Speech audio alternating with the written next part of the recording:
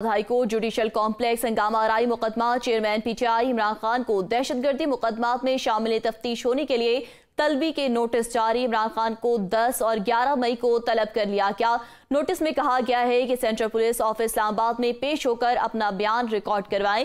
JIT के सामने हाजिर न होने की सूरत में कार्रवाई अमल में लाई जाएगी। नोटिस इमरान खान की जमान पार्क लाहौर रिहायशगाह पर अरसाल कर दिए गए हैं। मजीद तफसीलात जानते हैं जमान मुगल से। जी जमान मुगल, इस हवाले से आगाह कीजिएगा।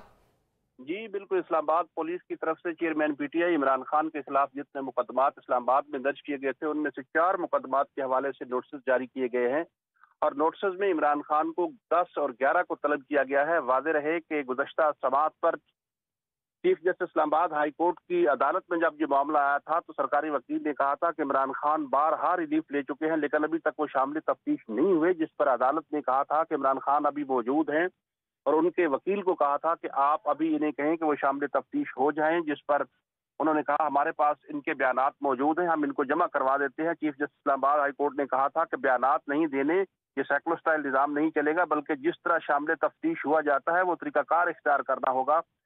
अब जेआईटी में पेश होने के लिए 10 और 11 की तारीख रखी गई है। तहम हमारे ज़राए का कहना है कि पीटीआई की जो लीगल टीम है उन्होंने ये फैसला किया है कि हम पहले ट्रायल कोर्ट्स में जाकर रिलीफ लेके उसके बाद शामिल तफ्तीश होंगे। अब देखना होगा कि अगर इमरान खान शामिल बहुत शुक्रिया जमान मुगल, हमें अपडेट कर रहे थे। इमरान खान को 11 और 10 मई को तलब कर लिया गया।